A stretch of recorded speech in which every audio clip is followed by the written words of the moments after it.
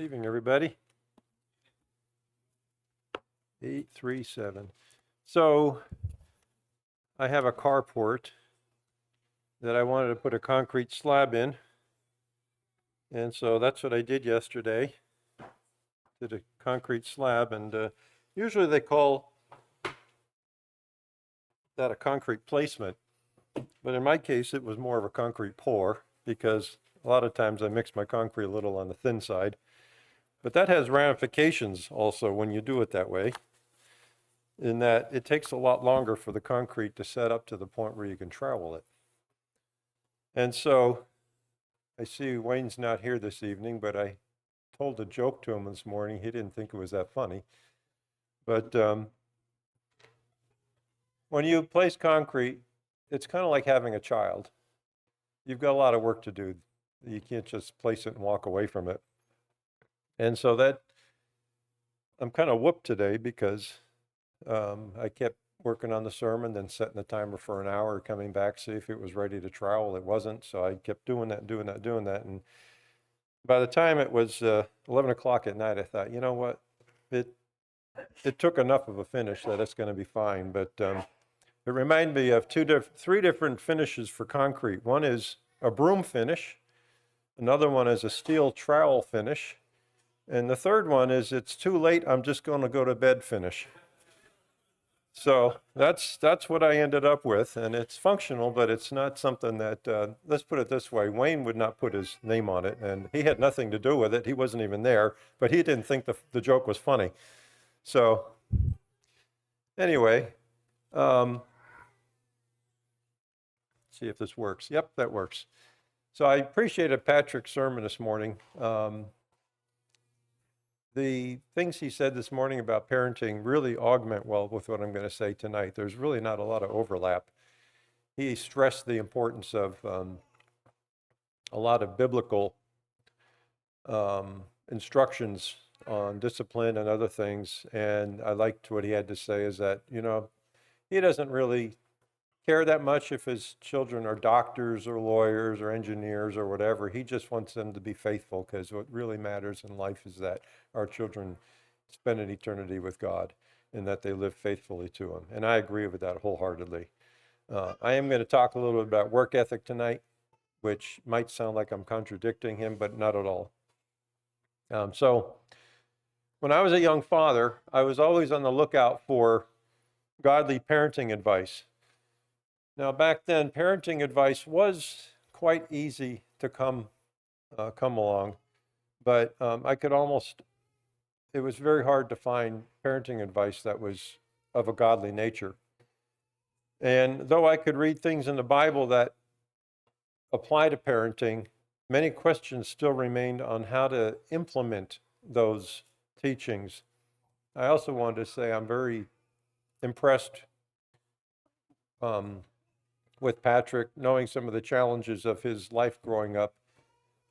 He is a man, well, together, Chantel and Patrick, but knowing Patrick's challenges, he is a man who is trying to take the things he learned growing up and the mistakes he had to live with growing up, and he's trying to make this generation a fresh change for God, and hopefully, like the Rechabites, begin a whole future of multi-generational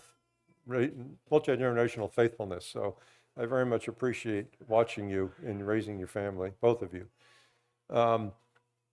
So many questions were in my mind as to how to implement these biblical teachings.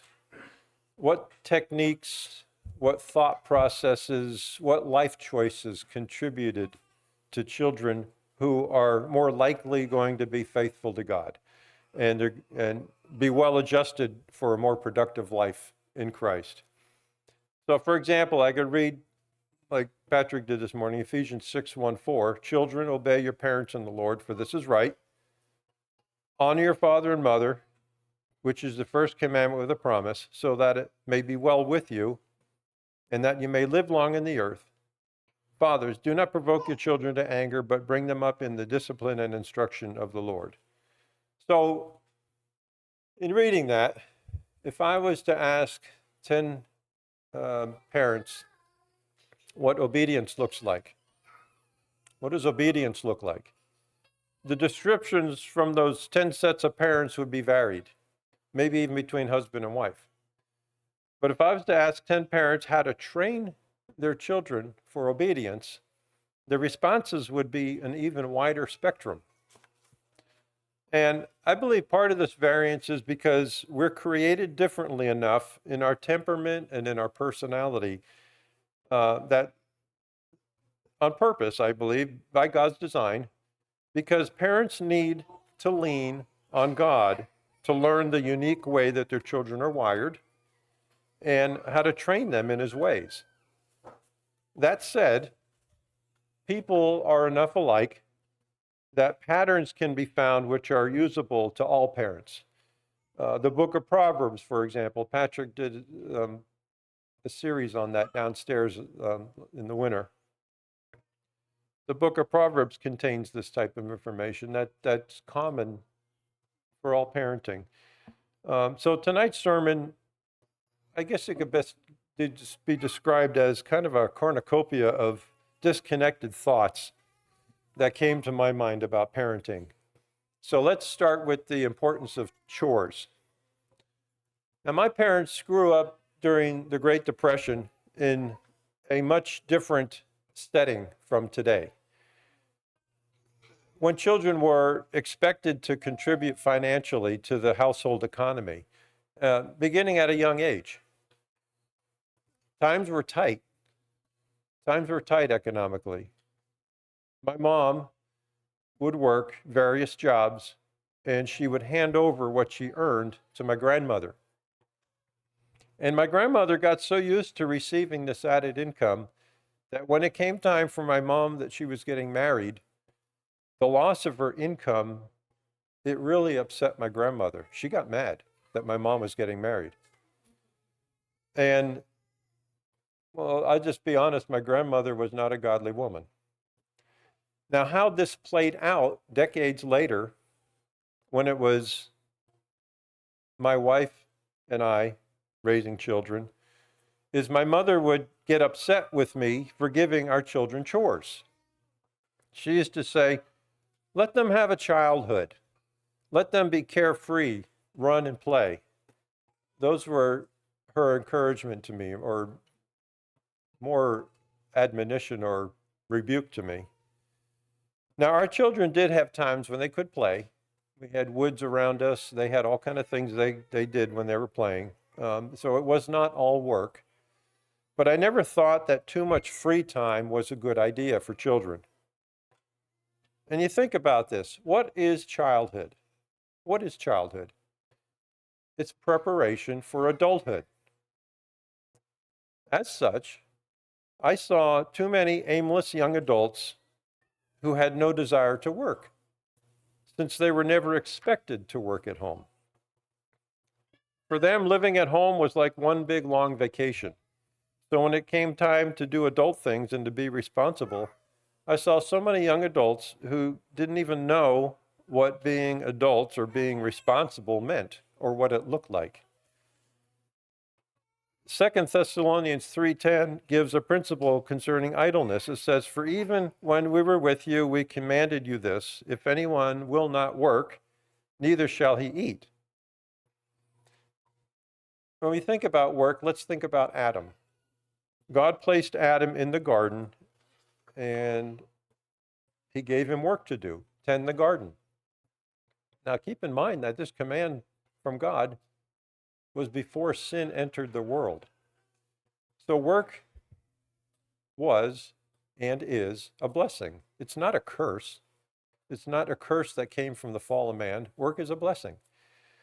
And so just think logically, what does a responsible life as an adult entail? Well, it's going to entail work, whether paid or unpaid. So learning a good work ethic, this helps our children in their first paying job, or helps them in non-paid work. You think about, there's many homemakers out there, they're not getting a paycheck, but they have a worthy work to do. The hand that rocks the cradle rules the world. So you don't want to be a lazy homemaker, lazy mother, or a lazy provider for the home as a father. You want to have a good work ethic, either way. And so when you think about someone who's going to go out and get paid for their work, employers look for both attitude and for work ethic. Someone with a good attitude toward work, that's the kind of person that's worth spending the time to train them for a job. So in thinking in that terms, when you're thinking about training your children, training your children's attitude, train them to reject passivity, reject laziness, reject apathy. So work ethic involves attitude about work. We can train our minds to enjoy work. Learn the reward of accomplishing something tangible. Learn the value in doing something well, in doing it properly. Learn the value in perfecting your skills and working efficiently and diligently. Proverbs 22:29 says, "Do you see a man skilled in his work? He will stand before kings. He will not stand before obscure men." Think about, there's so many young people today who are purposeless. They have no sense of what they're capable of. And that works to bring on feelings of worthlessness, and it causes them to instead pursue a life of simply running after pleasure. Now, my children have heard the following words from my mouth many a time, that this home is a full employment economy. I would tell them, you're not kings and queens, and Mama and I are not your slaves. You live here, and you share in the use of its resources.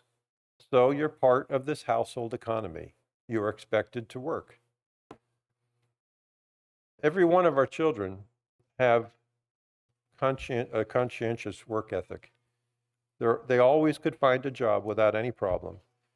Employers have sought them out and asked them to work for them. This blessing begins with work habits that are taught in the home. Diligence in work ethic usually translates over to diligence in church work. So we're not only talking about going out there and getting a paycheck or what's done in the home. We're talking about the habit of diligence and the habit of conscientiousness isn't only about building up your empire, your home or whatever. It also translates very well to whether you're going to be a hard worker for Christ's kingdom. I have seen that, and we can see that. You can look at the flip side of that. Laziness is not only a curse to the person's life, but it affects the church when someone is not interested in doing any work for God. So that's a habit from the other side of the spectrum that is harmful. So now let's pull a different fruit out of the cornucopia basket. My next piece of admonition would be to work hard to properly orient your firstborns. Proverbs 15:20 says, "A wise son makes a father glad, but a foolish man despises his mother." Understand the part that the firstborn plays in the lives of children that follow after. And this is not to say that we can slack off after the firstborn, but it's just emphasizing right now the importance of how much effort you put into training the firstborns. And when I say firstborn, I'm firstborn son, firstborn daughter. If you ever look at a study on birth order, we actually have four, would you say four firstborns? At least three, because of the years that separated the pairs of children that we had. So the firstborn son or the firstborn daughter, they set the tenor. They set the tenor for what is expected and for what is allowed behavior for all of the children that follow. What I mean by that is if the oldest son or daughter are allowed to talk back or disobey, balk, or whine, the younger children see that as normal, and they will pick up on their poor behavior. You know, that warning that bad company corrupts good morals, that applies to internal home influences just as much as it does to external home influences.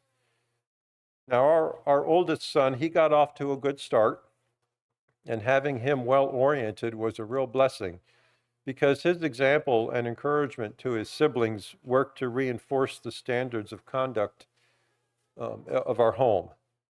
Having our firstborn son and firstborn daughter well-oriented really made our parenting efforts so much easier and effective. So another thought here to ponder is to be joyful. Proverbs 17:22 says, "A joyful heart is good medicine, but a broken spirit dries up the bones." I don't know if you could see what's going on in that picture, but a guy from the bomb squad is there trying to take the fuse out of the bomb, and one of his coworkers is coming behind him with a paper bag filled with air, and he's going to do that behind him. So the whole idea is humor.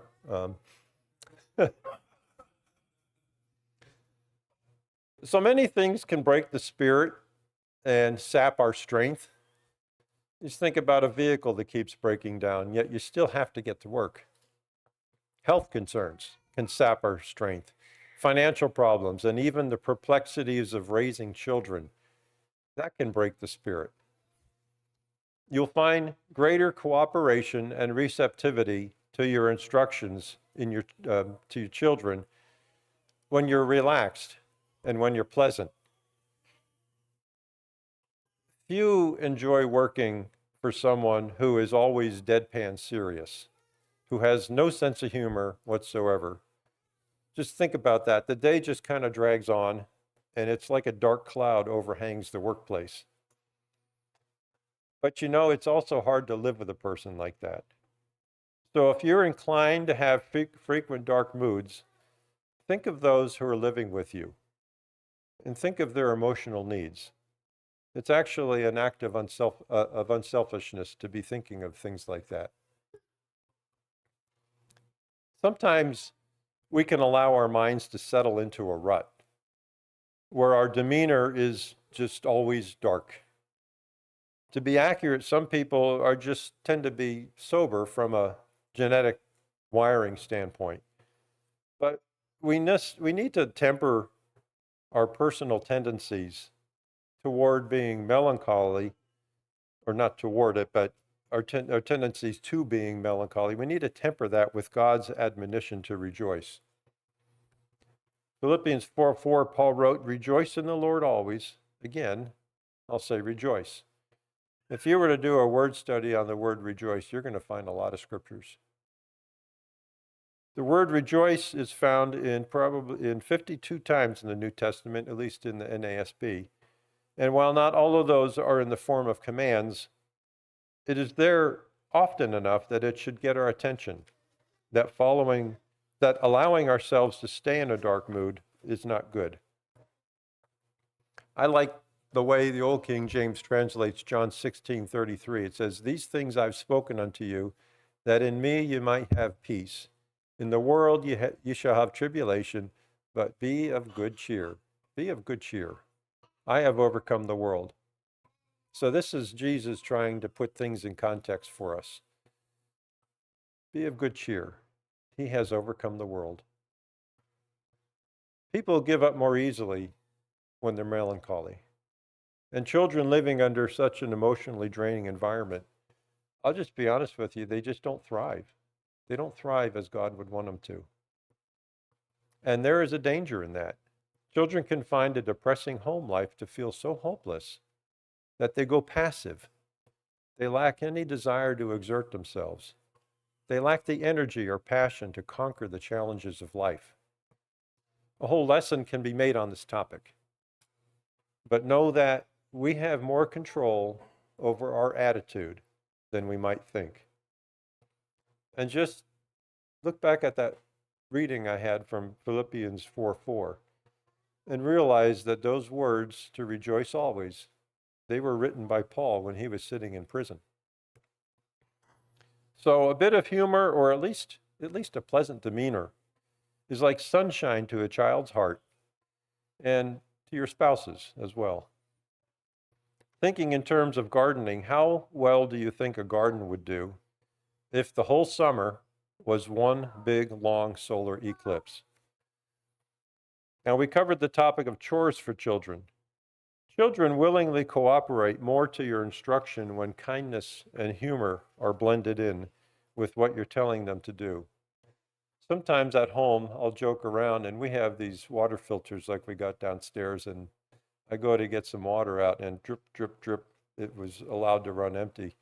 And I'll say with the children there, I say, I think I'm the only one who ever fills this water filter. And everyone laughs because they know that's not true, but it kind of gets them, it makes a point, but it makes it in a way that is lighthearted, and it doesn't sound, I don't know. It sounds better that way. Let's put it that way. So just the takeaway on this, just realize the detriment that unregulated dark moods cause to a child's heart, and work some joy into your heart. Another one, don't make excuses for poor behavior.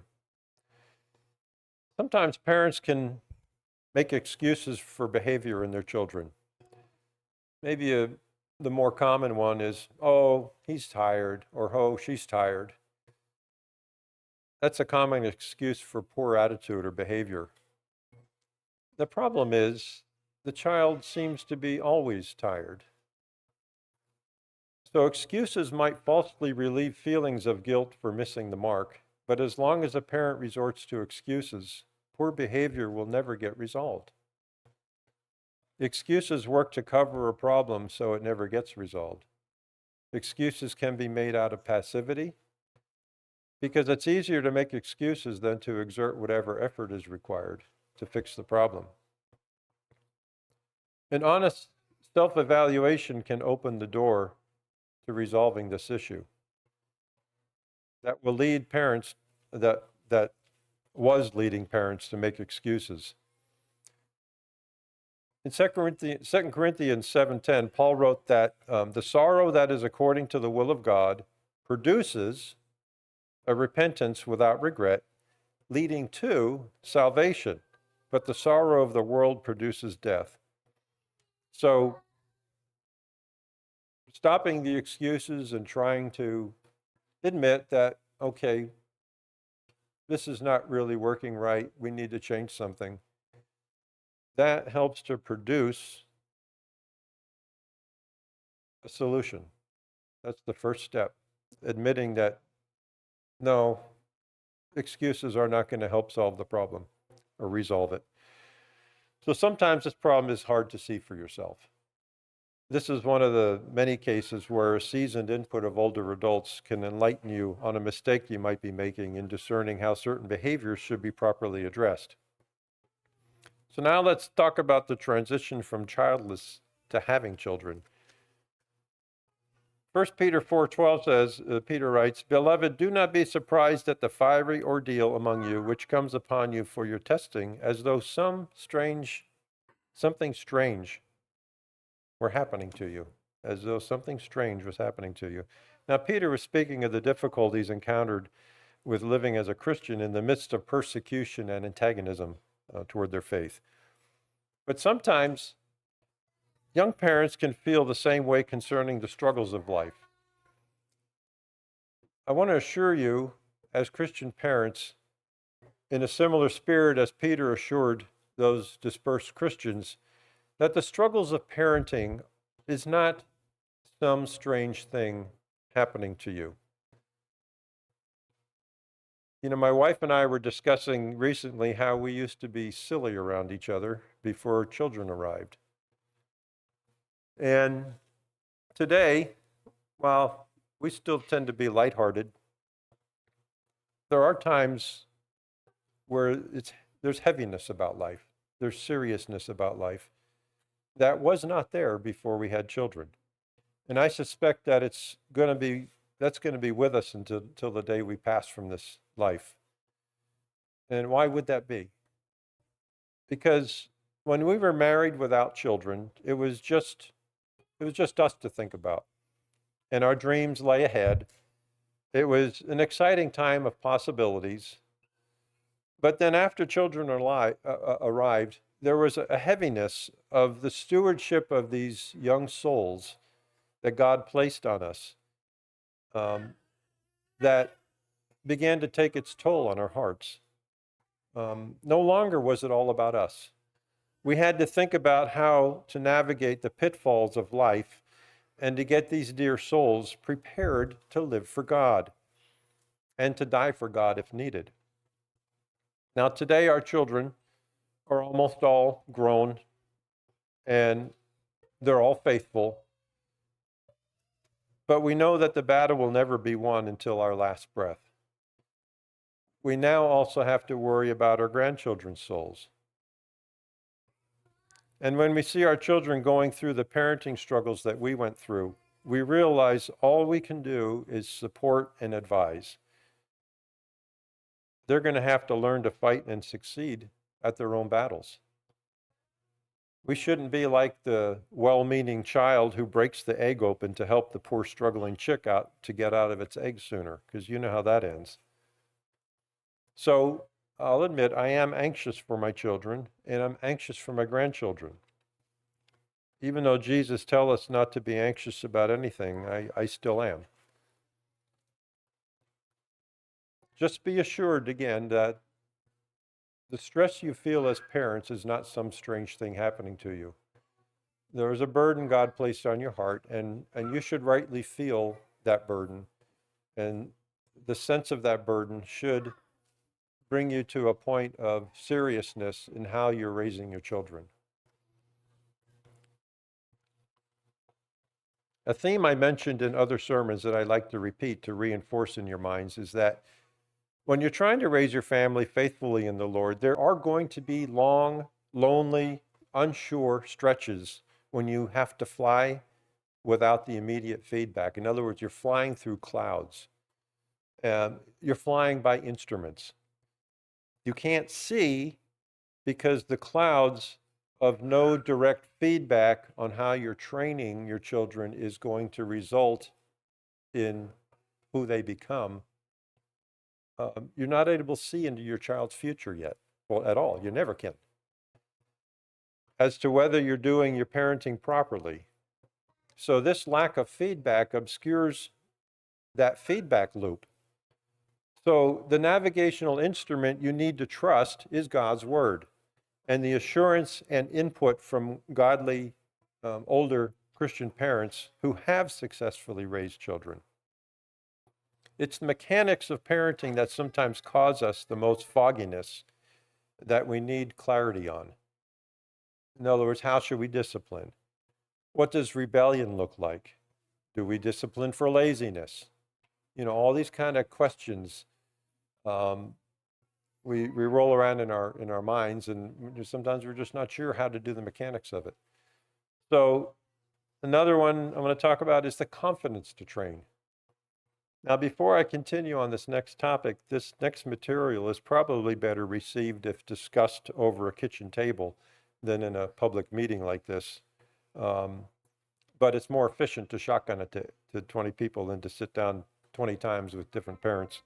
But the hazard is, in discussing it like this, is that some mother or father is going to feel like crawling under the pew from embarrassment.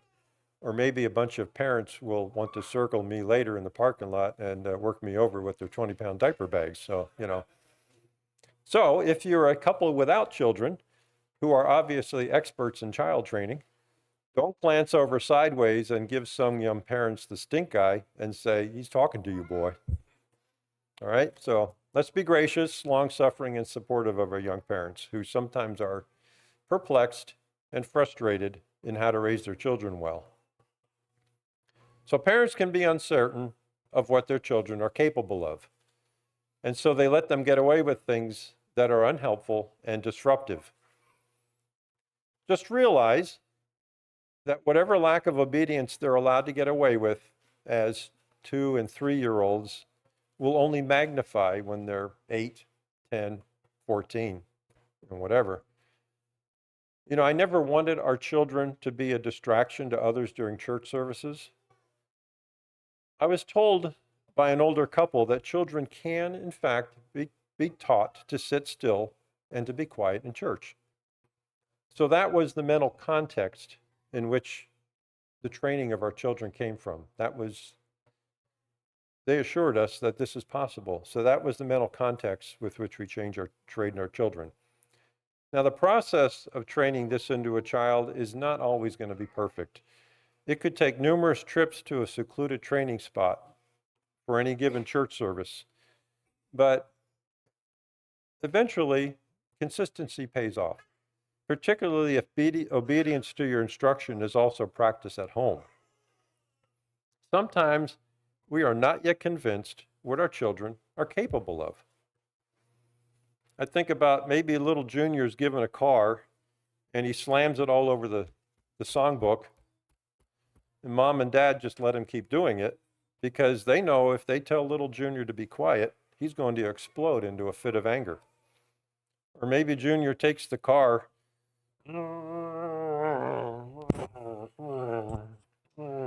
during church services, during communion, and he flies it all over making plane noises. And again, maybe the parents do nothing, or they tell them no, and little junior heeds them for only 15 seconds, and then when the toy is confiscated, junior's told no, he starts to whine and cry. So parent takes them to the cry room, a room that's loaded with toys for junior to play with. Mama puts him down. Junior would much more prefer to do that than sit still and quiet on a church service. And that works like a charm. Junior trained his mother or father really well. So our children rarely got things to hold during services. Occasionally we would let them have paper and colored pencils. But a child can even get loud with scribbling with pencils or start doing dots on the paper, and never realize how loud pencils can be when they start scribbling really loud. And sometimes we'd have to take them away. If they fussed, then I'd point my finger at them. No, be quiet. And if they did not obey me and they started cranking up, then they'd be taken out to the basement of the church building for some discipline, again, while I'm firmly telling them, you are not allowed to act up and be loud. You need to sit still and you need to be quiet. And then I'd bring them back upstairs, all the while reminding them while we were coming back up, I said, now you need to sit still and you need to be quiet, or we will be back down here again. And so there's not only the discipline, there's instructing them why they got disciplined, and bringing them back up, it's instructing them as to, this is what I mean. I mean what I say. And if you don't do that, we're going to be back down here again. Now, some may say that they don't want to impose such restrictions on a child because that the child won't like attending church. Now, two things on that assumption. First, it's not true. Our children love the Lord and they love attending services. Second, there are other times from church services when children need to be well behaved. For example, in the store, or while they're waiting in line with mama at the DMV, or when you're visiting someone's house. You don't want to ruin your visit with your children while they're running around knocking things over and jumping on a widow's couch in a house that she took such good care of for 50 years. Well-mannered children turn into well-mannered adults. Wild, whiny, unruly children, they sometimes settle down, but other times they just get worse. So if you try to minister to others as a family, if that's a goal of yours, then having well-mannered children works to improve your witness. Now, sometimes we would get compliments from strangers we were conducting business with about how our children were such a rarity. in how well behaved they were. And people could tell we were Christians. So ultimately, the whole experience worked to bring glory to God. And I say that not to boast or to suppose what great parents we are. I say that only as an illustration of how much it matters to others when our children are trained to obey and be well-mannered. And don't think in saying that we did not have our bad moments. We did. But if you're consistent in expecting and requiring your children to be well-mannered, then church services is just one of many venues where it matters. And keep in mind that there are occasional times when children are hurting, they're sick, teething, or whatever, when you're going to have to make some accommodations in how you deal with them. Now, grandparents' role. As grandparents, we do have a part in securing multi-generational faithfulness. Bringing up concerns like this requires tact, but it can be necessary at times. Just realize when you bring something up to do it gently. If you raise godly children, you have a visibility on what is going on that your adult children who have children of their own do not have. That's called wisdom. Since we have our own grandchildren's parents here, I don't want to cause any embarrassment, so that's all I'm going to say about it. Just realize that your contribution to having a faithful progeny does not end when your children move out or when your children are grown and have children. In fact, your seasoned input is critical to multi-generational faithfulness. So we've been looking into the pitfalls of anger in the book of James recently, but I just wanted to bring up this final topic with a caution on the harm that parental anger causes to children. While you might be irritated that your child is misbehaving, discipline should never be done in anger, but out of loving concern over how their rebellion and disobedience can harm their eternal fate. So the admonition there is to be level-headed whenever you're disciplining. Also realize that a parent's anger crushes a child's spirit, the way a hot volcanic blast levels trees and incinerates them to a crisp. Ephesians 4:26 says, "Be angry, and yet do not sin. Do not let the sun go down in your anger." God's word acknowledges that occasional anger is a part of life, but his word doesn't give us license to curse, to lash out with hurtful words, or to be violent in our anger. A habitually angry spirit or a hair-trigger hot temper has no place in a Christian home, not at all. But not in a Christian marriage as well. But here we're considering the children, the part it plays in raising children. It has no place where you're trying to raise children for God. Children that you want to be faithful to God and spend eternity with them. Realize that anger begets anger.